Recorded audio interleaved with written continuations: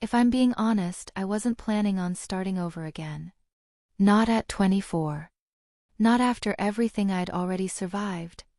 But life doesn't really ask for your permission before it breaks you, it just does. And then one day you wake up, grab whatever you can fit in a suitcase, and move to a town nobody's ever heard of. That was me. That's how I ended up in Aldridge.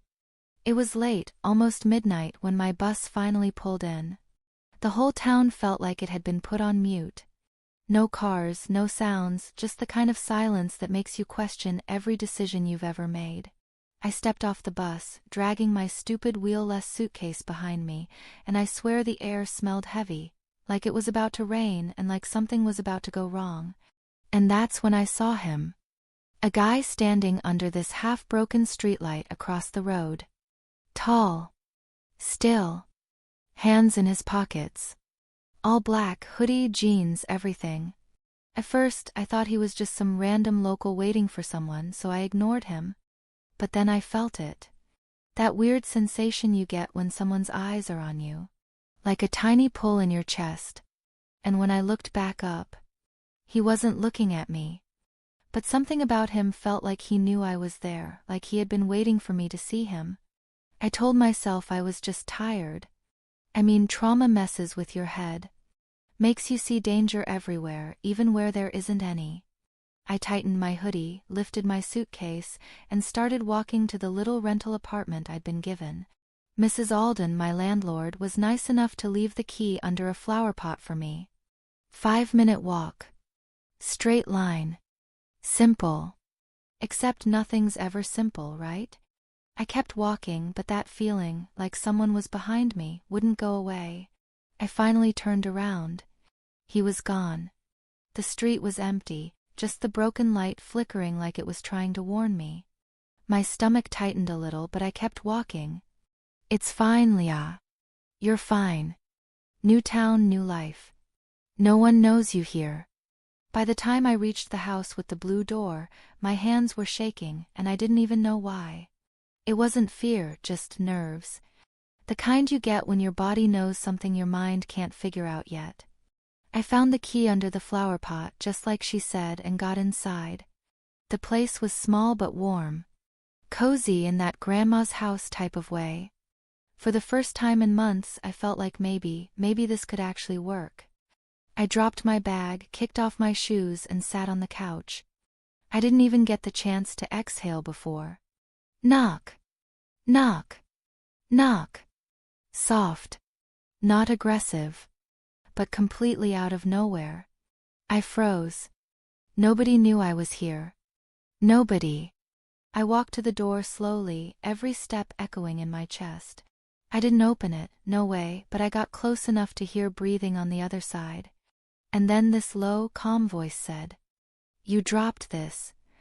My stomach dropped. Something slid under the door. I looked down. My wallet. My actual wallet. The one I had zipped inside my bag.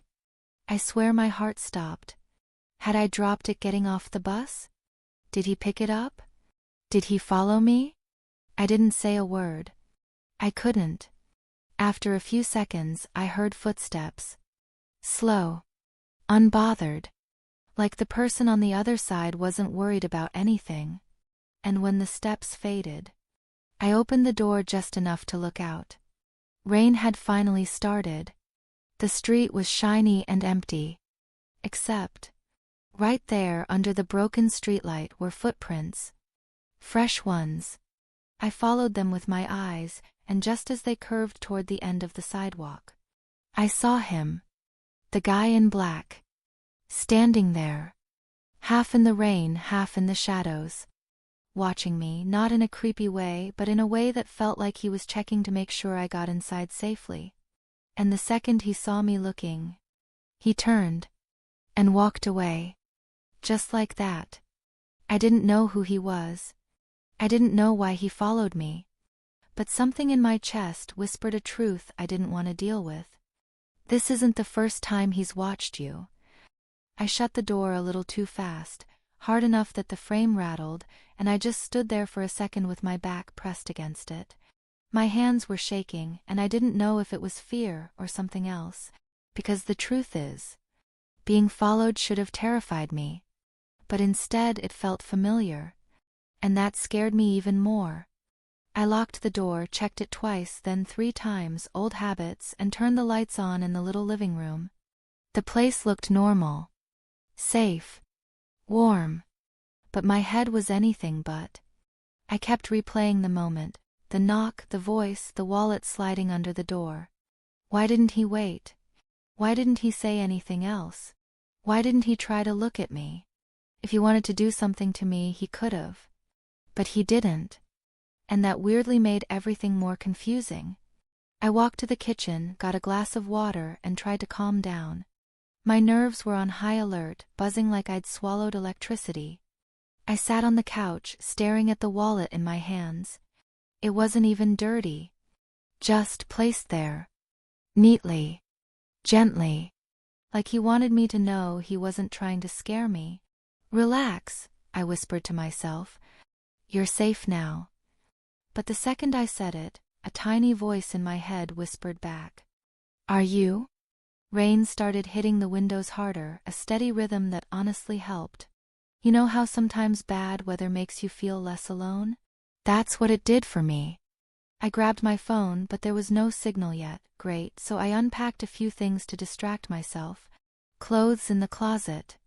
Toothbrush in the bathroom. Laptop on the tiny desk. Just normal stuff. And for a minute, I forgot about him. But then I heard it. A soft sound outside. Not footsteps. Not knocking. Just movement.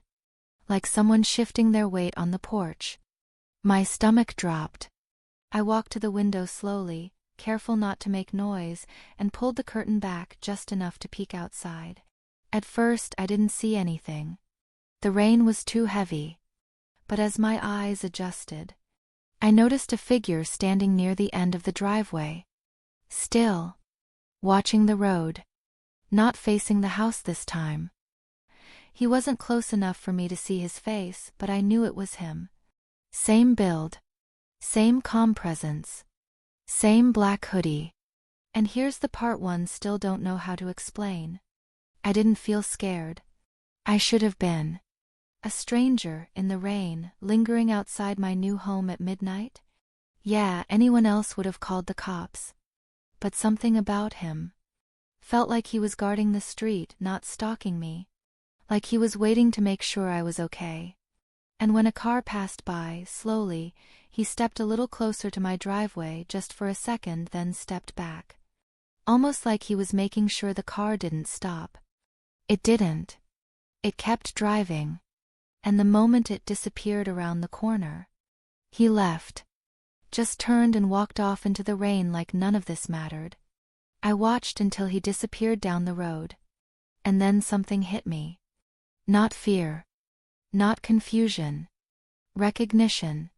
His posture. His height. The way he moved. I'd seen that before. Years ago. One night I barely remembered, but one I never forgot.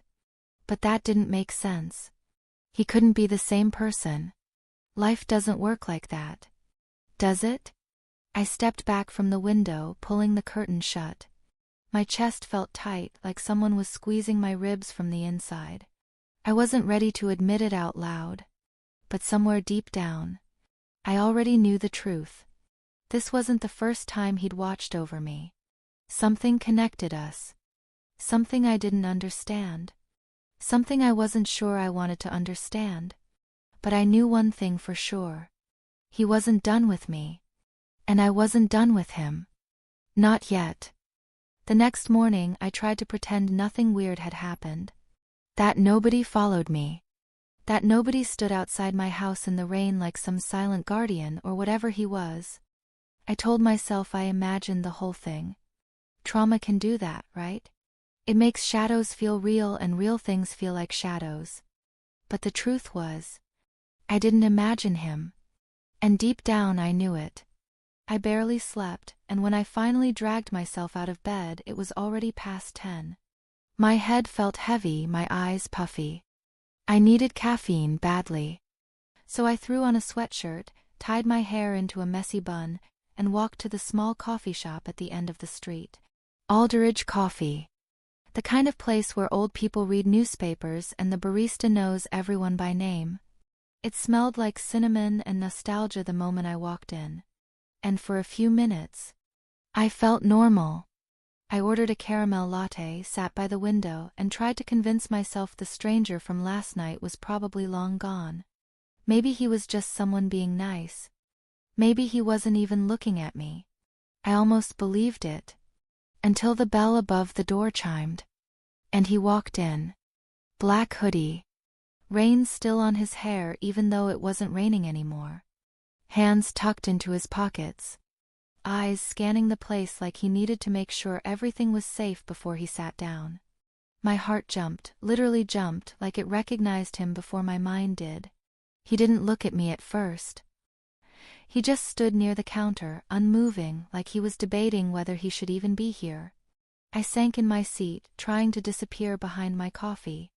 But that's when it happened. He glanced toward me. Just a quick look.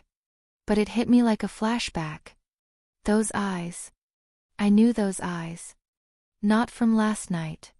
From years ago. From before everything went bad. From a time I never talked about. My stomach twisted. I looked away fast, pretending to check my phone. He didn't approach me.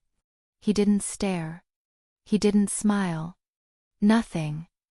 He just quietly ordered a black coffee, of course he would drink it black, and sat at the far corner of the shop, facing the window but angled just enough that he could still see me if he wanted to. Was he watching me? Was he avoiding me? I couldn't tell. And that made me even more uneasy. I took a sip of my latte, my hands shaking slightly. My mind raced. Why is he here? Does he know me? Did he follow me? Did he recognize me first? Or am I losing it? I forced myself to breathe. In. Out. Calm. It didn't work. A few minutes passed. The shop was quiet, too quiet. And then, just when I thought I was going to get up and leave, the seat across from me pulled out. I froze. He sat down. Right in front of me. Not aggressive. Not assuming. Just there. For a few seconds, neither of us said anything. The only sound was the low hum of the coffee machines and my heartbeat pounding in my ears. He lifted his eyes slowly, like he was scared of what he'd see, and then he said something so soft I almost didn't hear it. Leah. My entire world stopped. He knew my name. I hadn't used my real name here. Nobody in town knew who I was. Nobody. Except him. My throat tightened. I didn't say anything. I couldn't. He swallowed, looking nervous, actually nervous, and ran a hand through his damp hair. It's been a long time. A wave of memories hit me so hard I felt dizzy. A dark room. A broken door. Sirens. Voices screaming. Blood on someone's knuckles. A boy standing between me and danger. But the memories were blurry, like they were buried deep on purpose. I stared at him, my voice barely a whisper. How do you know me? He looked right into my eyes then, and for the first time, I saw something real behind his calm exterior. Pain. Guilt. Something heavy. And he said, because, Leah, the last time I saw you, you were in my arms and I thought you were dead. My breath caught. A chill went down my spine. My fingers went numb. My chest tightened until I couldn't breathe. I opened my mouth, trying to speak, trying to ask what that meant, trying to remember. And then he leaned forward slightly, voice barely above a whisper. You really don't remember me, do you? His words hit me so hard I forgot how to breathe. Dead under in his arms? I stared at him, searching his face for something, anything that would unlock whatever memory he was talking about. But everything inside me felt fogged over, like someone had wiped my past clean with shaking hands. I whispered, What happened to me? He looked down at his coffee, jaw tensing, like he was fighting himself. I shouldn't be here, he muttered. Then, glancing at me again, softer. But I couldn't stay away. That made something twist painfully in my chest. Something familiar. Something I didn't want to acknowledge. Just tell me who you are, I said. He hesitated, fingers tapping the table once, nervous, controlled, like he was used to keeping secrets. Then, my name is Aiden. Aiden. The name hit me like an echo in a dark hallway. Not a memory. More like the outline of one. Aiden, I repeated quietly. I don't remember you. He forced a small, sad smile. You will. I swallowed. My voice cracked. Why were you outside my house last night? His eyes flicked up fast, exposed raw. He didn't deny it. You weren't safe, he said slowly. There was someone else watching you. My blood ran cold. Someone else? Yeah. Who? He shook his head. I don't know yet. But whoever it was, he wasn't there for good reasons. A chill crawled up my spine. And you think following me around is somehow better? I snapped, trying to cover the fear rising in my throat. His jaw tightened. I wasn't following you. A beat. I was protecting you. I almost laughed, shaky, humorless. Protecting me? From what? He leaned forward slightly, lowering his voice so nobody else in the shop could hear. From the same thing I saved you from last time. My stomach dropped. What was that? I whispered. He stared at me for a long moment, too long, and something in his eyes shifted. A darkness. A truth he knew I wasn't ready for. I'll tell you, he said. But not here. My heart pounded. Then where? He stood up slowly, pushing his chair back. The room suddenly felt smaller, heavier. Somewhere safer, he said. I hesitated. Following a stranger, even one claiming to know me, would be the dumbest decision of my life. And yet, nothing about him felt unsafe. Only familiar. Painfully familiar. As he stepped toward the door, he paused and turned back to me, voice low, almost pleading. Leah, please. I'm not your enemy. For a moment, time stopped. And then I made the choice I'd regret either way. I stood up. And followed him. The moment I stepped outside the coffee shop with Aiden, the air felt different, sharper, colder, like the world was holding its breath. He walked a few steps ahead of me, not too fast, but enough to remind me he wasn't sure I'd keep following. His shoulders were broad, tense under a dark hoodie, and for someone who'd just delivered a bombshell about my past, he looked weirdly calm. Or maybe practiced. Like someone used to expecting danger. I finally asked, Where are we going? He didn't turn around. To my car. We need to get away from this street. Why? You're freaking me out. He stopped. Really stopped. Turned to face me with this expression that was half frustration, half something gentler. I'm trying not to, he said. But there's a chance whoever watched your house last night followed you today. My stomach twisted.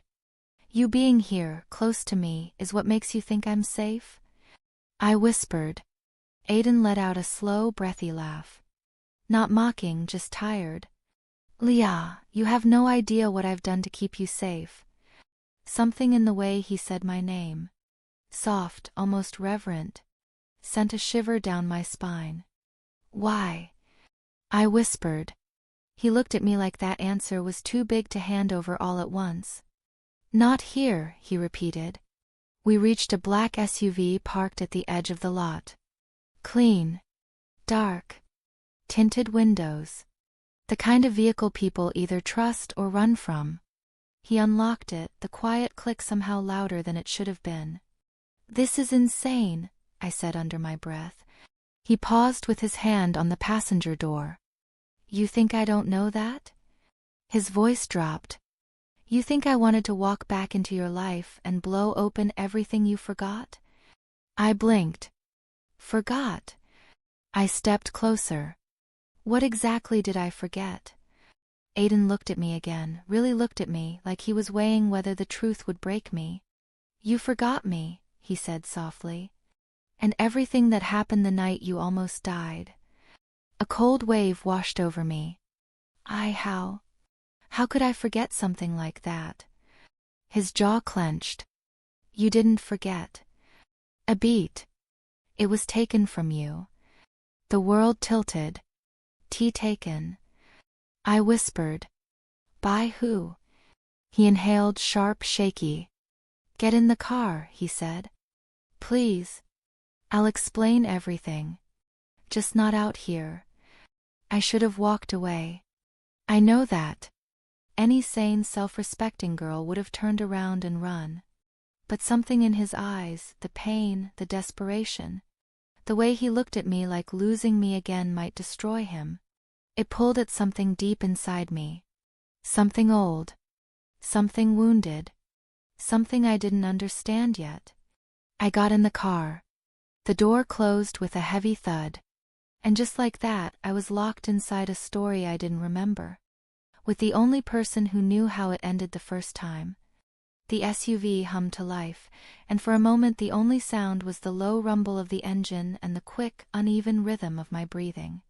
Aiden didn't pull out immediately. He just rested his hands on the wheel, staring straight ahead like he was preparing for impact. You okay? He asked finally. I almost laughed. Do I look okay? He didn't answer, just shifted into drive and eased us out of the parking lot like he didn't want to draw attention. Where are we going? I asked again. A place where no one will see us. That doesn't sound horrifying at all. He exhaled sharply like he wanted to argue but didn't have the energy. Leah, you deserve answers without someone listening in. And trust me, someone is listening. My skin prickled. How do you know? He glanced at the mirror, then at me. Because I've been watched too. I felt something jump in my chest. Fear. Sympathy. Maybe both. We drove in silence for a few minutes, leaving the city streets behind. Buildings faded into open fields and quiet, empty stretches of road. I kept my hands in my lap, fingers twisted together so tight I could feel my pulse in them. Aiden, I said quietly. You said my memories were taken. What does that even mean? He didn't answer right away. His fingers tightened on the wheel. You're not going to believe me at first. Try me. He breathed in, slow, steadying. There was a night, he said. Years ago. You were 16. I was 17. A faint ache rang through my chest, like a bruise I didn't know I had. We were in the same place, but we weren't supposed to know each other. You were quiet. Isolated. Always sitting by yourself. He paused, voice softening. And I noticed you. Before I ever spoke to you, I noticed you. I swallowed hard. Where were we? He hesitated. A home. A facility, the kind they send kids to when the world gives up on them. My breath caught, completely involuntary. I was in a group home. Pieces flashed behind my eyes, blurred faces, white hallways, a metal-framed bed. But like static, not memory. Yes, Aiden said. But that's not the important part. He turned onto a narrower road, trees on both sides, shadows stretching long across the pavement. The sky had that washed-out late-afternoon gold that made everything look softer, except the tension in the car was anything but. You weren't supposed to talk to me, he continued. And I wasn't supposed to get near you. Your case file was flagged red. My what? He kept going, voice low and steady, like he was leading me through a haunted house one step at a time. You had something in your file that scared the staff. Something someone did to you before you got there. My stomach twisted. What happened to me? I whispered. Aiden's jaw clenched so hard I could see the muscle in his cheek jump. That, he said, is the part one can't tell you yet. Why not? Because if I say it wrong, you'll break. And I've already watched you break once. For a moment, neither of us spoke. My heartbeat filled the silence. Aiden, I said slowly, how did we end up together that night? The night I almost died. He took a breath that sounded like it hurt. You came to me, he said. You were shaking. Terrified. You said someone was coming for you. My blood turned cold. And then? I whispered. He finally met my eyes, dark, haunted, full of something he didn't want to remember. And then I did what I had to do to protect you. The SUV slowed. We weren't at a house. We weren't at a cabin. We were pulling into an abandoned rest stop in the middle of nowhere. Aiden, I said, voice thin with fear, why are we here? He put the car in park. Because this is the last place anyone would think to look, he said. And because you deserve to hear the truth without someone interrupting. I stared at him, heart racing.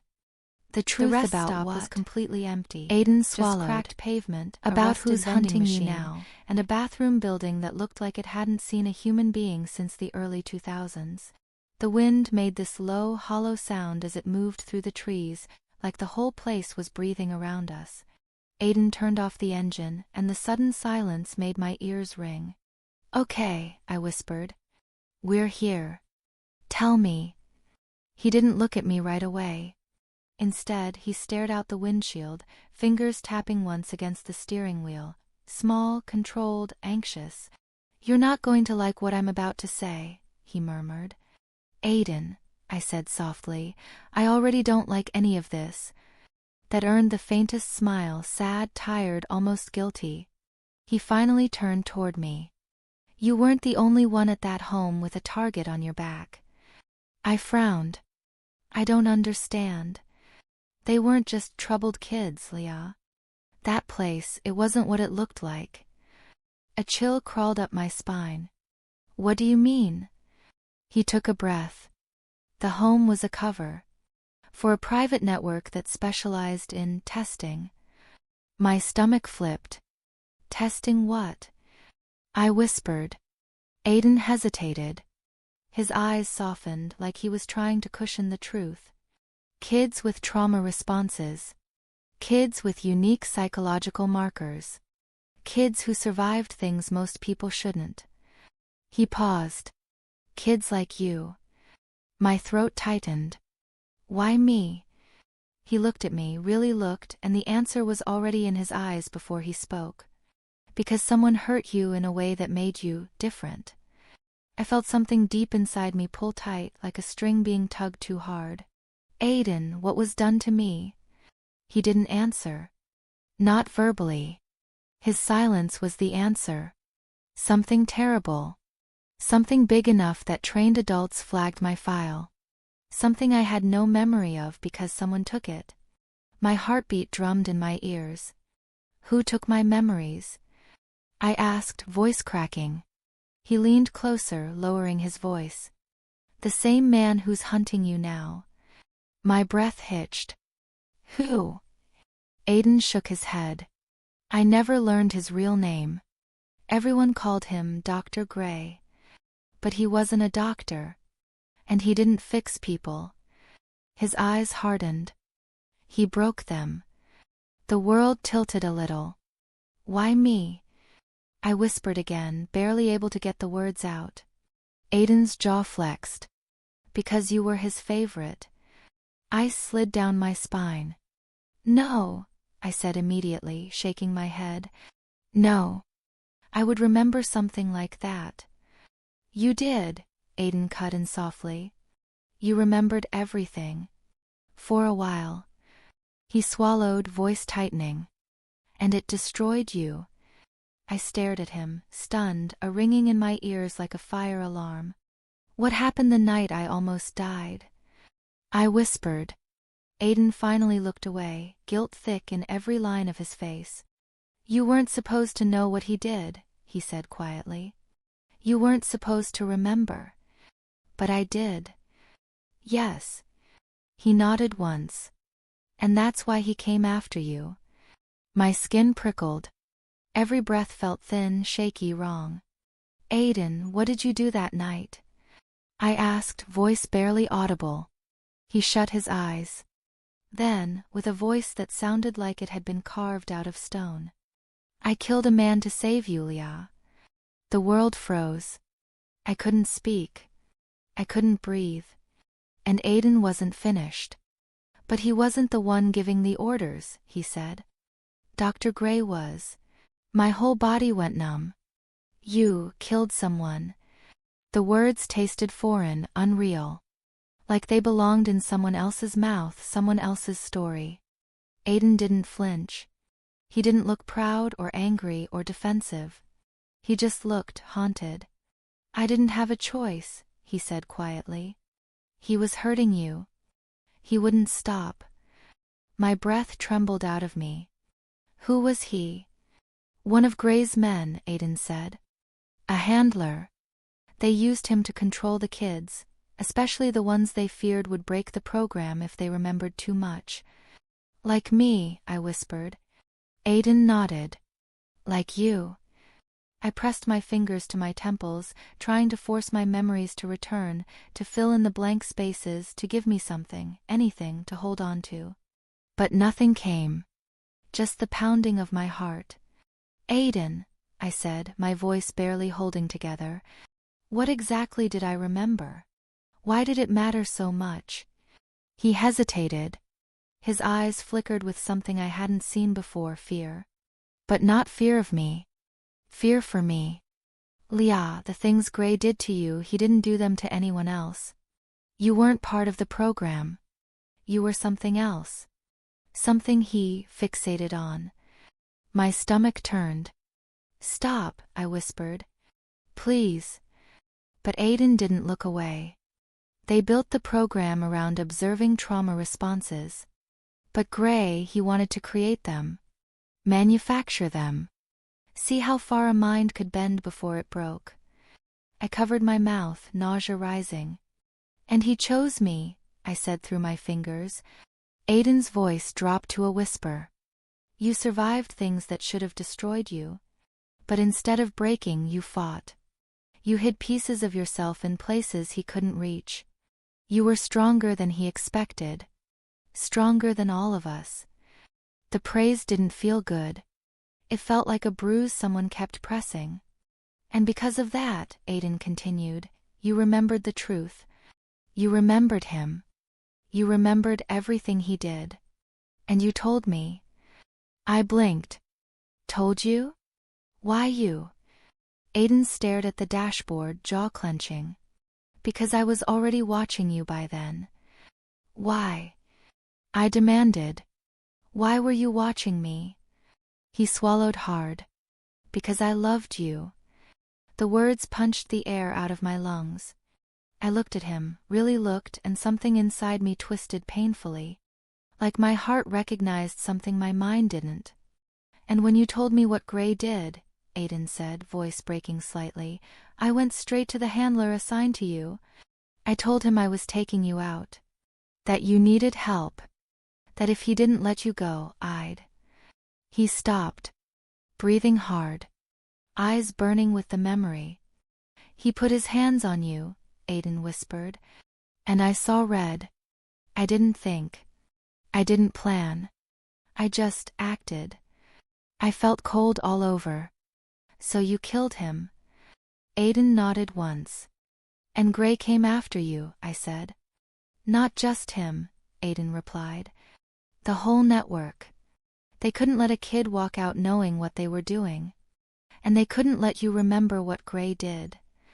So they took my memories. Yes. I stared at him. And you ran. He looked pained.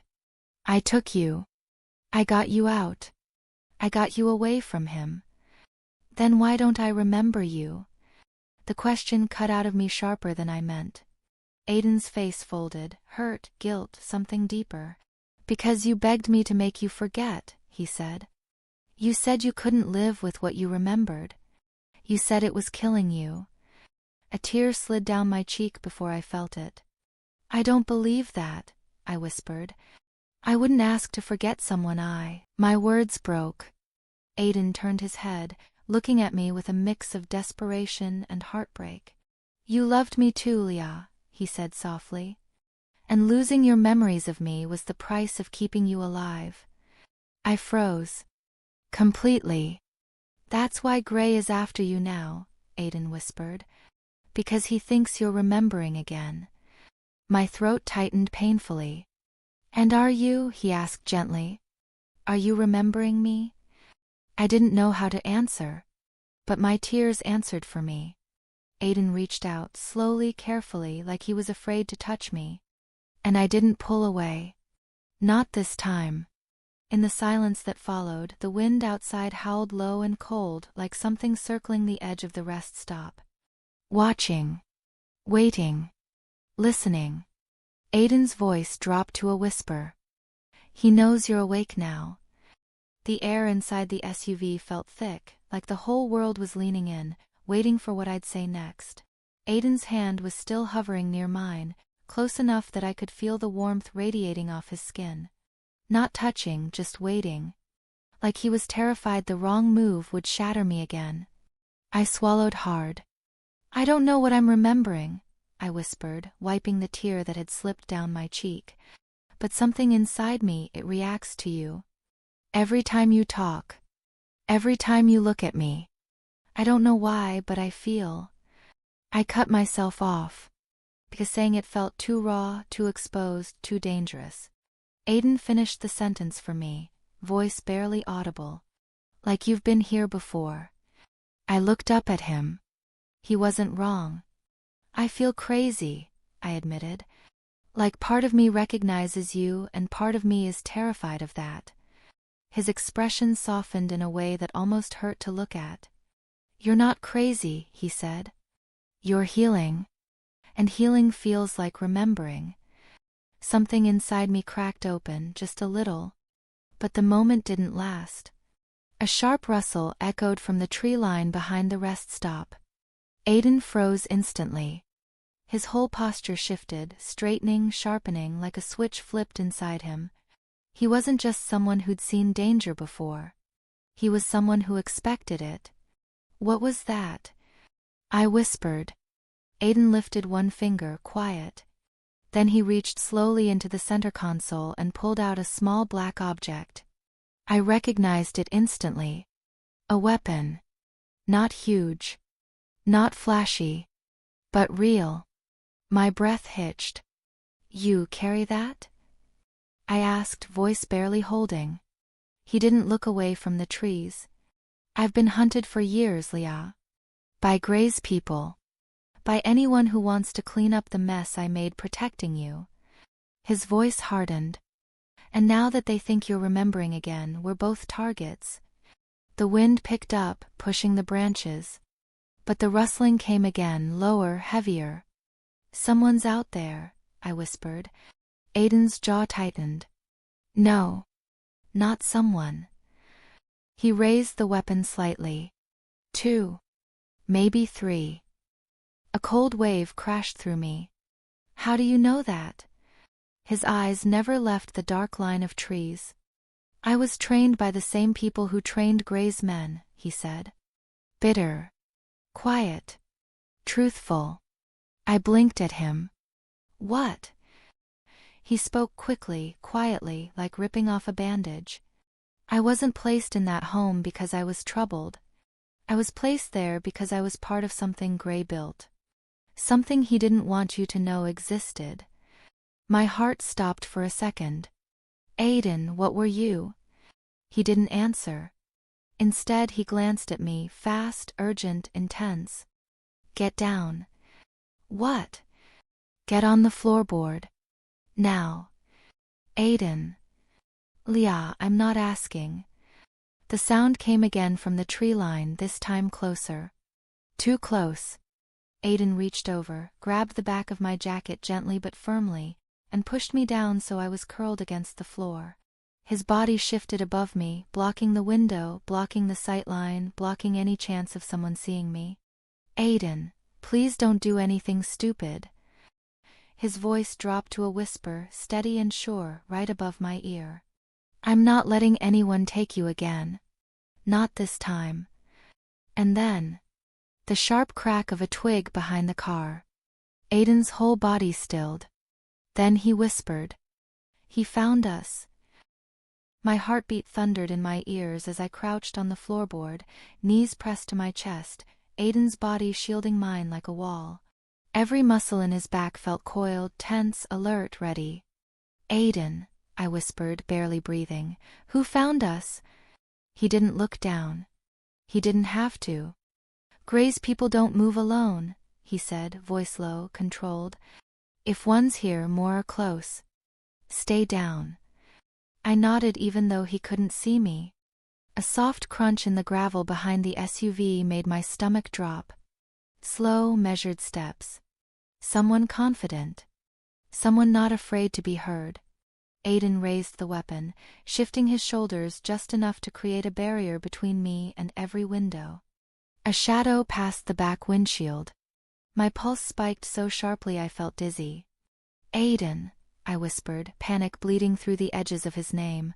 "What if they—" He cut me off, voice steady as steel. "They're not touching you." Another set of footsteps appeared. Closer. Whoever they were, they knew exactly where to look. "How did they find us?" I whispered. Aiden didn't answer immediately. He was listening, really listening, like he could read the air. Then, quietly, "You weren't supposed to remember this place." I blinked. "Remember? What do you mean?" "I've never been here." His jaw tightened. "Yes. You have." Before I could question it, a voice called out from somewhere behind the SUV, smooth, deep, too calm. "Aiden Mathers," the voice said. "You're a hard man to track." Aiden froze. My breath caught. A second voice chimed in, lighter, mocking, like someone enjoying a show. "You should have stayed gone, kid. Gray's not happy." Aiden muttered under his breath. "Of course it's them." I felt a tremor of fear run beneath my ribs. "Who are they?" I whispered. Aiden's voice dropped to a murmur, near inaudible. "I trained with them." My blood ran cold. "Trained?" I swallowed. "Aiden, what were you?" He didn't answer. Not yet. But the silence said enough. The men outside moved closer, slow, deliberate steps against gravel. They were flanking the SUV, cornering us without rushing. Professional. Patient. Predatory. My chest tightened painfully. "Why here?" I whispered. "Why would I ever come to a place like this?" Aiden shifted, shielding the window again. "Because this is where I hid you," he said quietly. "The night everything went wrong." A burning flash ripped through my mind, quick, violent, blinding. For half a second I saw it. A younger version of myself, soaked, shaking, running through the woods at night. Aiden grabbing my hand. Yelling for me to stay quiet. Dragging me behind the bathroom building. Then the vision snapped away. I gasped, clutching my head. Aiden whipped around fast, eyes wide. "Leah, what happened?" I saw something," I whispered. "A memory. Here. You brought me here." He exhaled, relief mixed with dread. "You're remembering faster than I expected." Before I could reply, something slammed against the side of the SUV, hard enough to rattle the whole frame. I screamed. Aiden grabbed the back of my head, pulling me closer to the floor. "Stay down," he ordered, voice sharp. "Don't move." Another hit. Glass cracked. Aimed at Aiden's side of the car. He swore under his breath. "I have to get them away from you," he whispered. "If they get close enough to see you." "No." I hissed, grabbing his jacket. "Aiden, don't leave me." His hand closed over mine, warm, rough, steady. "I'm not leaving you," he said. "I'm drawing them away. I promise you, I'll come back." My eyes burned. "No, Aiden, I can't." His forehead almost touched mine. His voice dropped to a whisper that shook something deep inside me. You asked me to save you once. Let me do it again. Before I could react, Aiden flung open the driver's side door and moved like a shadow into the trees. The door slammed. The footsteps outside shifted, two heading toward him. One staying behind. Right next to me. A shape moved past the window.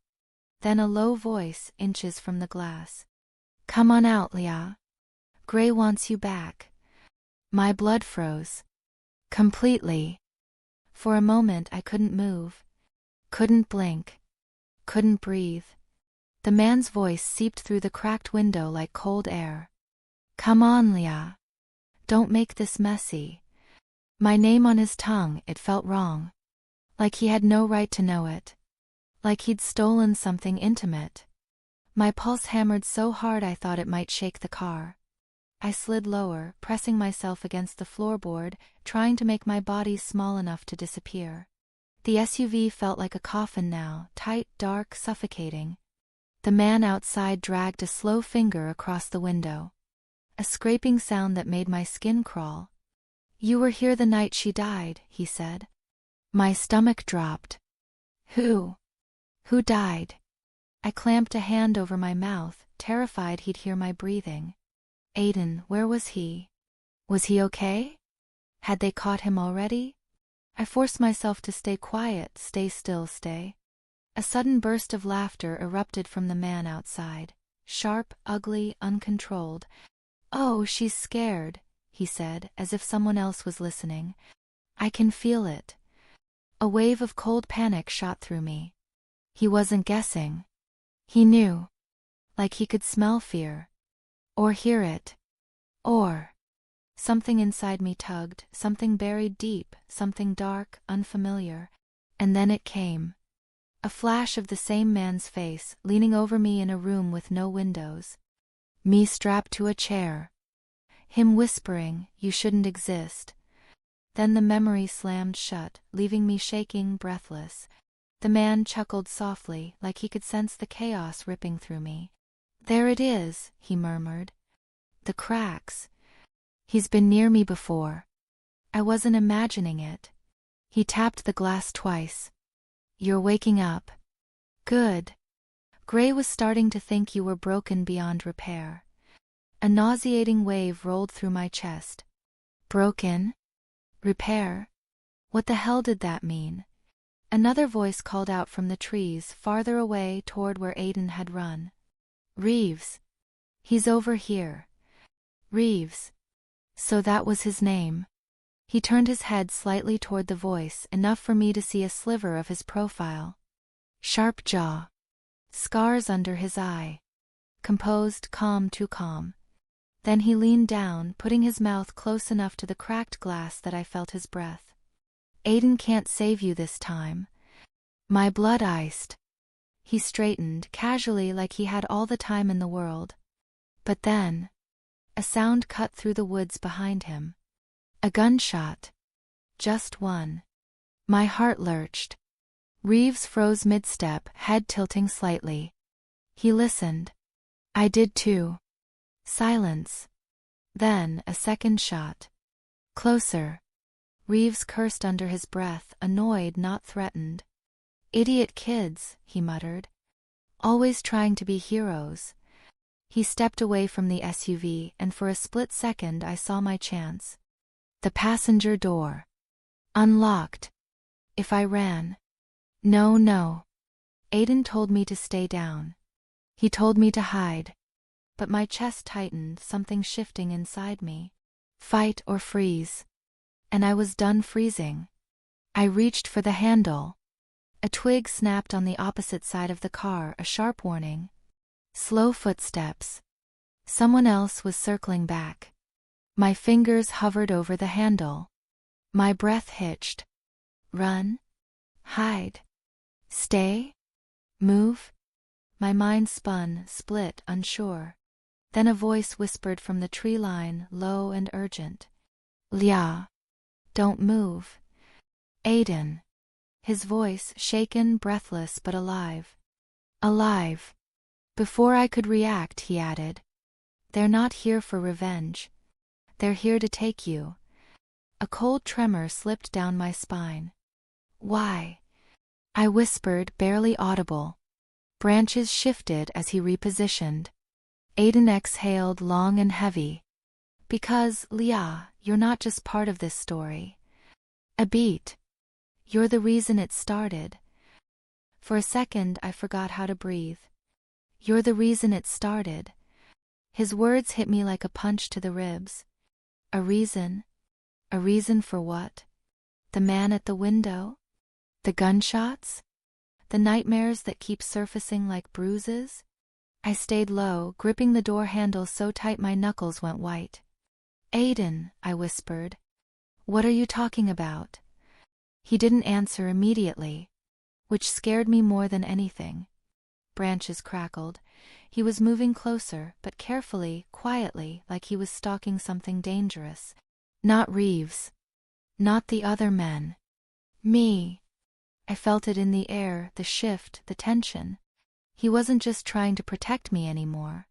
He was assessing me. "Leah," he finally said, voice low and frayed at the edges, "do you trust me?" My chest tightened. I wanted to say yes. God, I wanted to. But trust? With everything happening? With the way my memories fracture whenever I get too close to the truth? I don't know," I whispered. Aiden exhaled. "Not angry. Just wounded." "You trusted me once," he said. "And that night cost me everything." My pulse spiked. That night. The memory I keep trying to reach, the one that shuts down every time I get close. Was he there?